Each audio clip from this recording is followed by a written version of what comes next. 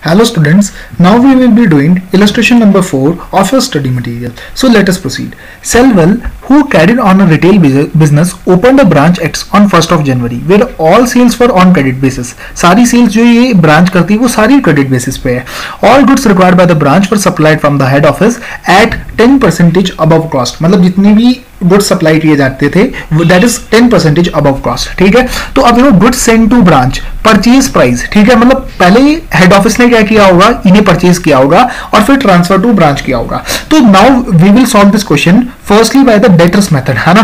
तो अब हमने क्या बोला कि हमने ब्रांच को ट्रांसफर किया, तो डेबिट द रिसीवर, तो ब्रांच अकाउंट डेबिट. ठीक है, ब्रांच अकाउंट डेबिट, है ना. तो ब्रांच को हमने कितने रुपया सामान दिया इज इक्वल्स टू, हमने ब्रांच को टोटल माल भेजा है इतने रुपए का multiplied with markup of 10% on cost. This means this is equivalent to 1.1. तो मतलब अगर मैं देखो, तो अगर आप समझ पा रहे हो, तो this is equivalent to 1,50,000 and 10% markup on it comes out to 15,000. So the total of it comes out to 1,65,000.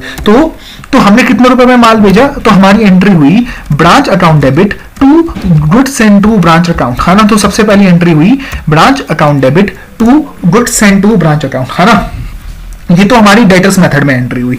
अब अगर मान लो डेटर्स मेथड में भी कहां पे एंट्री होती है, हेड ऑफिस के बुक्स में एंट्री होती है. And stock and debtors method में कहां पे एंट्री होती है, हेड ऑफिस के बुक्स में एंट्री होती है. ठीक है, हेड ऑफिस के बुक्स में एंट्री होती है स्टॉक एंड डेटर्स मेथड में भी, है ना. तो अब इसमें क्या एंट्री होगी, इसमें होगी entry branch stock account debit. Branch का स्टॉक बढ़ जाएगा टू GSTB, है ना, to goods send to branch account. ये आपकी एंट्री हो रही. अब आप समझो कि अब देखो दोनों मेथड में क्या होता था. अब देखो 1,50,000 की हमारी परचेजेस आ रही है, तो अब क्या होगा, GSTB account debit, GSTB account debit, है ना. ये कितने रुपए से, अब देखो GSTB को हमने कितने से डेबिट किया, इतने से. और टू परचेजेस, है ना, इतना तो ये परचेज से नॉक ऑफ हो गया. टू परचेजेस कितना नॉक ऑफ हुआ, अप टू 1.5 लाख रुपए. जो ये कॉस्ट प्राइस है ना, up to the cost price it will be not up with the purchases and above it will be transferred to the branch account, है ना. तो इसके जो ऊपर वाला जो बैलेंस है वो कहां पे ट्रांसफर हो जाएगा, ब्रांच अकाउंट में. तो एंट्री हो जाएगी GSTB account debit to purchase to branch account, है ना. और यहां पे क्या एंट्री होगी, जब हम stock and debtors method follow कर रहे हैं तो हमारी एक एंट्री बनेगी GSTB अकाउंट डेबिट, है ना. टू परचेजेस के कितना नॉकऑफ होगा, 1,50,000. तो 1,50,000 और यहां पे एक नया लेजर बनता है जिसका नाम है branch adjustment account. This is similar to our trading account. तो यहां पे क्या आता है, ग्रॉस प्रॉफिट आता है. तो हमने एंट्री डाल दी GSTB अकाउंट को भी अब हमने नॉक ऑफ कर दिया परचेजेस के साथ up to the extent of purchases and the rest has been transferred to the branch account in the debtors method and in branch adjustment account in the stock and debtors method, है ना. तो ये अब हमारी journal entries complete हो जाती है. फिर आप देखो, अब देखो इन्होंने क्रेडिट सेल करी कितने रुपए की, अगर मैं टोटल मारूं सेल्स का, तो इन्होंने क्रेडिट सेल करी 1,35,000 की. तो अब देखो इस वाले मेथड में क्या होगा, इस वाले डेटर्स मेथड में सिर्फ वही एंट्रीज होती है जो या तो हेड ऑफिस ब्रांच के साथ करता है या ब्रांच हेड ऑफिस के साथ करता है. तो अब देखो इसमें जब क्रेडिट सेल करी तो ब्रांच ने डेटर्स के साथ, ब्रांच ने अपने डेटर्स के साथ, मतलब अपने डेटर्स के साथ ट्रांजेक्शन करी. तो इसमें हेड ऑफिस का कोई भी इन्वॉल्वमेंट नहीं हुई. तो that will be not be recorded in the debtors method. तो यहां पे क्या होगा, यहां पे there will be no entry. तो यहां पे हम लिख देते हैं नो एंट्री. तो यहां पे there will be no entry. और यहां पे क्या होगा, यहां पे हमारा स्टॉक कम हो जाएगा और हमारे डेटर्स बढ़ जाएंगे. तो एंट्री होगी branch debtors account debit, branch debtors account debit. कितने रुपए से हमारे डेटर्स बढ़े, हमारे डेटर्स बढ़े 1,35,000 से. तो branch debtors account debit to branch stock. तो ब्रांच स्टॉक अकाउंट में, है ना, ब्रांच स्टॉक अकाउंट. तो ब्रांच के डेटर्स बढ़ चुके हैं एंड ब्रांच का स्टॉक कम हो चुका है. तो entry will be branch debtors account debit to branch stock. ये हमारी सबसे पहली जर्नल एंट्री हुई. तो ये भी अब हमारा कंप्लीट हो जाता है. अब देखो cash receive from debtors and remitted to head office, मतलब डेटर से पैसा मिला और हमने रेमिट कर दिया टू द हेड ऑफिस. अब देखो यहाँ पे क्या एंट्री होगी, यहाँ पे हम क्या बोलेंगे, हमें कैश मिला तो एंट्री क्या होगी, कैश अकाउंट डेबिट, है ना. तो कैश कितना मिला हमें is equals to sum of cash. हमें कितना मिला, इतना कैश मिला हमें.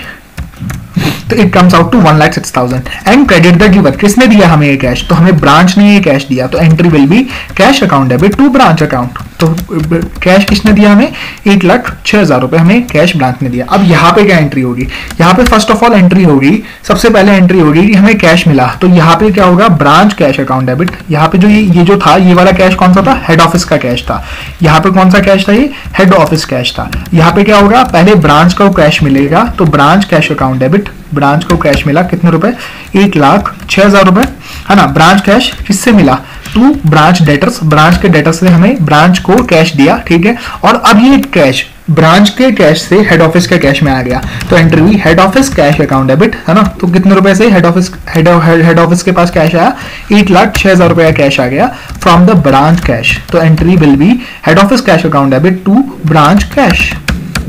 तो ये अब हमारी जर्नलाइज हो जाती है ये एंट्री भी, तो ये भी हमने ऑलरेडी पोस्ट कर दी है। तो cash receive from debtors and remitted to head office, this has been already posted. अब देखो हेड ऑफिस ब्रांच ने क्या किया, ये माल रिटर्न कर दिया टू द हेड ऑफिस, तो अब एंट्री क्या होगी, एट इनवॉइस प्राइस। तो अब देखो दोनों मेथड में क्या एंट्री होगी। अब आप समझो कितने रुपए का माल रिटर्न किया है, अगर आप समझ पा रहे हो यहाँ से, तो कितने रुपए का माल रिटर्न किया है, तो they have returned goods equivalent to 4,200. This is at the invoice price. This means it is inclusive of the profit. तो अगर मैं इसकी कॉस्ट प्राइस निकालना चाहूँ तो देखो, अब देखो आप ये समझो कि let's x be the cost price, then the markup would have been 0.1x, है ना, and it will be equivalent to 1.1x, ठीक है।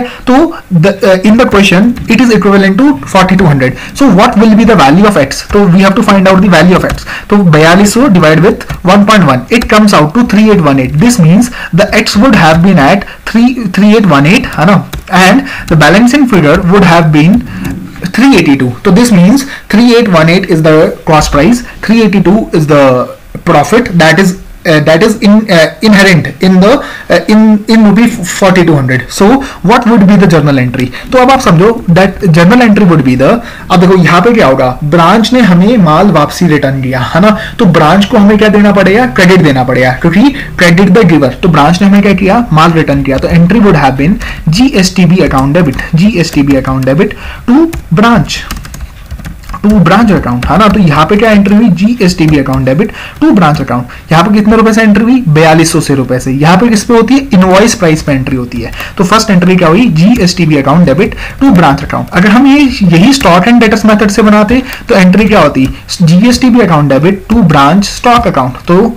एंट्री हो जाती GST, हमारा ब्रांच का स्टॉक कम हो जाता 4,200 से, तो एंट्री हो जाती GSTB account debit to branch stock account. अब आप समझो कि GSTB का बैलेंस हमें कहां से नॉक ऑफ करना होता है, परचेज से। तो अब GSTB का कौन सा बैलेंस है, डेबिट बैलेंस है। तो अब हम एंट्री डालेंगे परचेज अकाउंट डेबिट, है ना, परचेज अकाउंट डेबिट।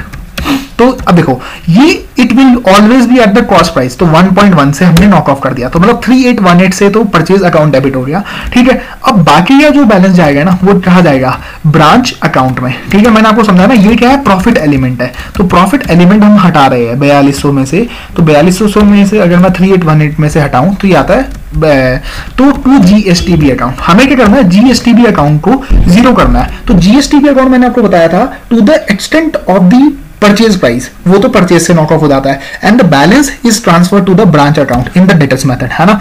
तो ये दिस प्लस दिस, तो ये एंट्री होगी यहाँ पे।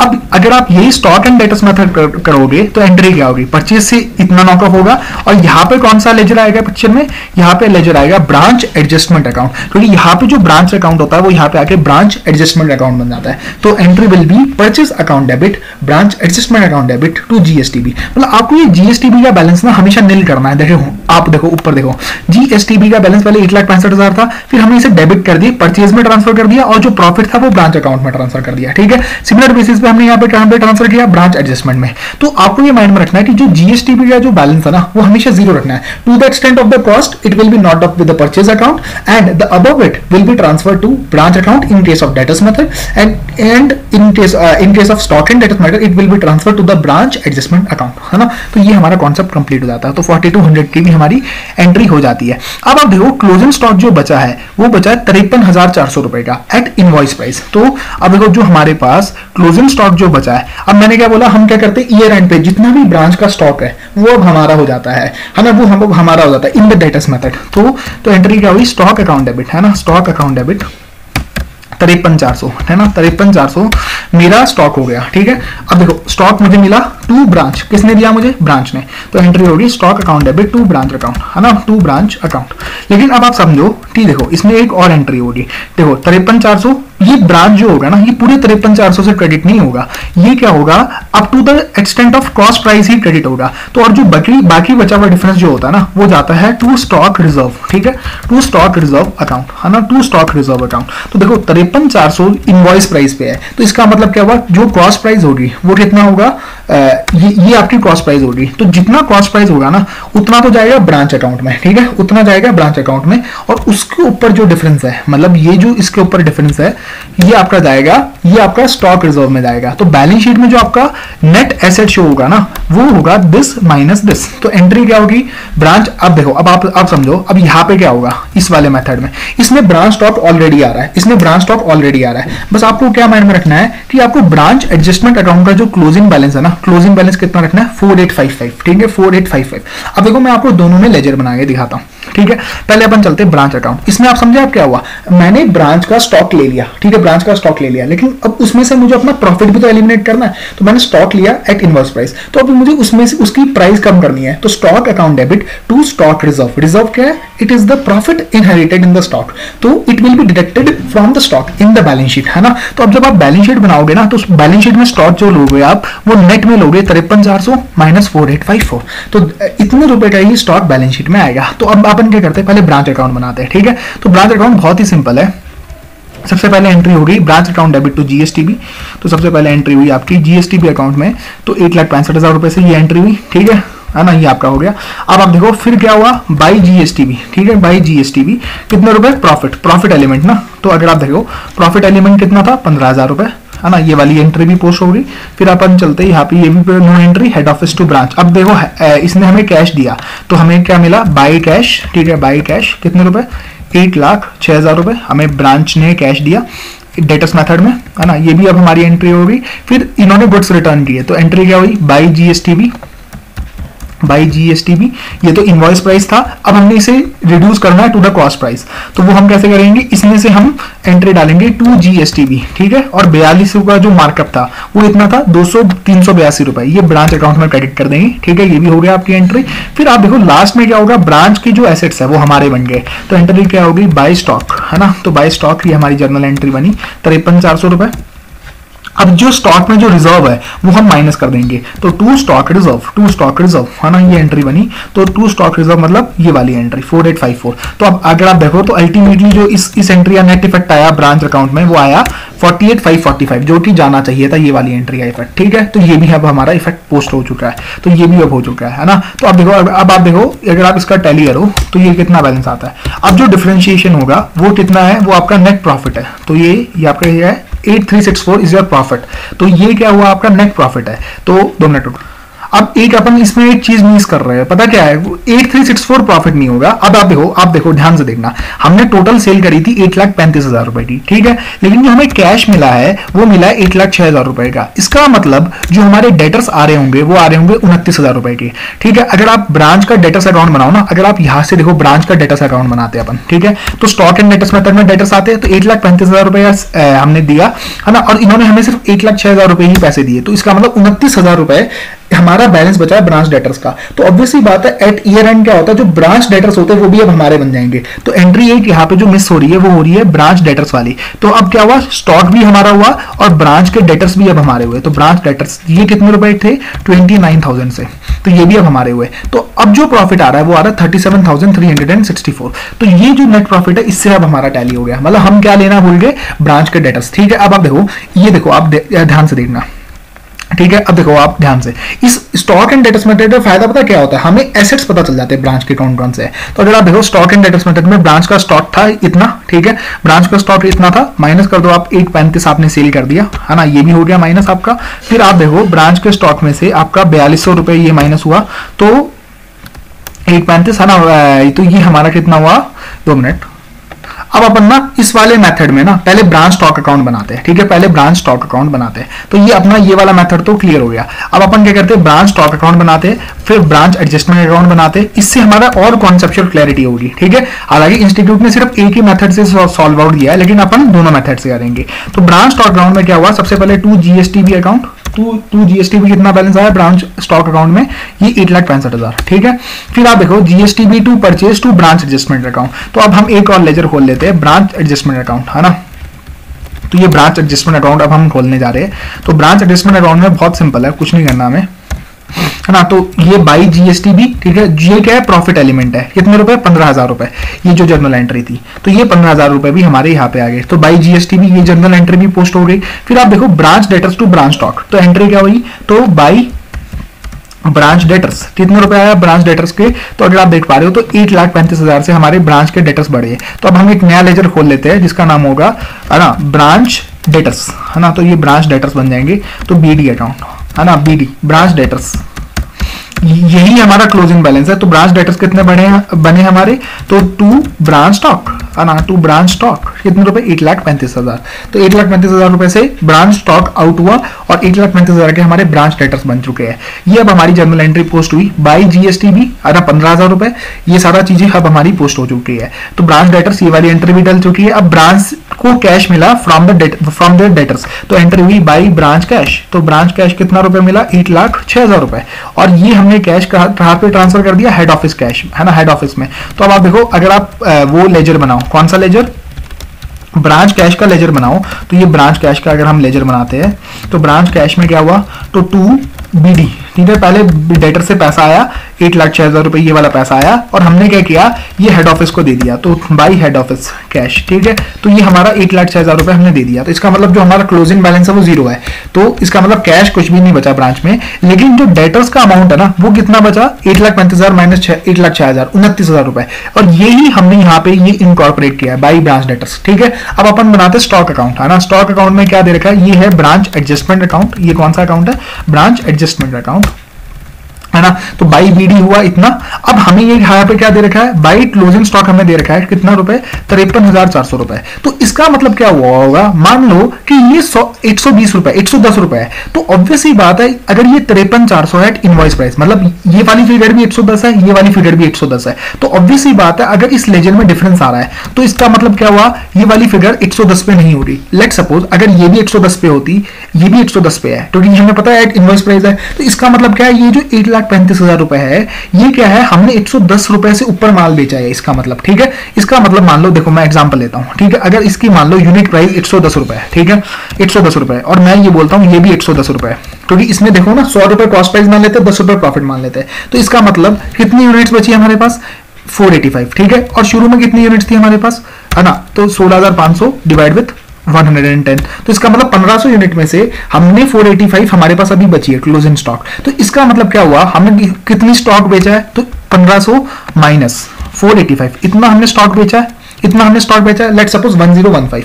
तो इसका मतलब जो अब इसकी जो सेलिंग प्राइस है ना वो कितना है, 133 रुपीज है। तो इसका मतलब ये 110 की फिगर नहीं है। तो ये मतलब क्या हुआ, ये ब्रांच ने प्रॉफिट कमाया, दिस इज ब्रांच का प्रॉफिट, ठीक है। तो ये क्या हुआ, ब्रांच ने प्रॉफिट कमाया। तो इसे हम कहां ट्रांसफर करेंगे, ब्रांच एडजस्टमेंट अकाउंट। तो ब्रांच एडजस्टमेंट अकाउंट क्या होता है, सिंपली ब्रांच का GP अकाउंट होता है। तो अगर आप 8,88,400 में से 8,65,000 माइनस कर दोगे, है ना, 8,65,000 माइनस कर दोगे, तो माइनस कर दो 8,65,000 रुपए, है ना। तो ये आपका आता है 23,400। और अब आप ये क्या करो, ये आप ब्रांच एडजस्टमेंट में ट्रांसफर कर दो, ब्रांच एडजस्टमेंट। अगर आप ये 23,400 ये फिगर निकालना चाहते हो ना, बहुत सिंपल है। अब आप देखो 133 का माल, 133 में बेचा आपने माल, 110 का परचेज किया था, तो 23 रुपए कमाए आपने, 23 रुपए कमाए आपने हर यूनिट में। कितनी यूनिट बेची, इतनी यूनिट। तो इट कम्स आउट टू 23,400। तो मतलब ये क्या है, ब्रांच का प्रॉफिट है। और ये जो 10 रुपए था ना, 100 का 110, ये क्या था, हेड ऑफिस का प्रॉफिट था, ठीक है। आपको दो चीजें समझनी है। तो ये क्या हुआ, ब्रांच एडजस्टमेंट में चला गया। तो ये कितना हुआ, 23,400 रुपए। तो ये जो 15,000 रुपए है ना सर, ये तो है आपका, ये कौन सा है, ये जो 15,000 रुपए है, ये तो कौन सा बैलेंस है, ये तो हेड ऑफिस का, हेड ऑफिस ने जब ब्रांच को सेल किया वो वाला प्रॉफिट है। और ये क्या है, ब्रांच का अपना प्रॉफिट है 23,400। अब आप देखो एक और एंट्री हुई थी जिसमें ब्रांच एडजस्टमेंट का पिक्चर आया था, ये वाली देखो, जिसमें सेल्स रिटर्न हुई थी, ये वाली देखो एंट्री आप, ठीक है। तो इसमें क्या हुआ था, ब्रांच एडजस्टमेंट डेबिट हुआ था। तो एंट्री होनी चाहिए ब्रांच एडजस्टमेंट रो टू जीएसटीबी, ठीक है, टू जीएसटीबी। कितने रुपए से? जब सेल रिटर्न हुई तो ये 382 रुपए का प्रॉफिट एलिमिनेट हो गया। मतलब ये जो 15,000 रुपए हेड ऑफिस ने कमाए थे वो सेल रिटर्न के कारण ये 382 रुपए का प्रॉफिट कम हो गया। ये समझो आप इसे ऐसे, ठीक, 15,000 रुपए हेड ऑफिस का प्रॉफिट था, 23,400 ब्रांच का प्रॉफिट था, टोटल प्रॉफिट इतना हुआ, लेकिन इसमें से 382 रुपए कम हो गया, ठीक है। और हमें कितना बैलेंस इसका रखना है? अब समझो आप 53,400 की क्लोजिंग इन्वेंटरी है, ठीक है, अब ये माल बिका नहीं है तो हमें ऑब्वियस सी बात है इसका प्रॉफिट बुक नहीं करना है। तो हम क्या करेंगे? इसका प्रॉफिट बुक नहीं करना तो हम क्या करेंगे? इसे डिवाइड विथ 1.1 इंटू 0.1, ये क्या है? इसका प्रॉफिट एलिमेंट है। तो हम इतना बैलेंस इस लेजर में रखेंगे। तो अब जो ये बचा ना, इसे हम बोलते हैं 2GP, ठीक है। ये क्या है? ग्रॉस प्रॉफिट है। तो ये क्या बना आपका? This plus this, this plus this, minus this, तो ये बना 33,164।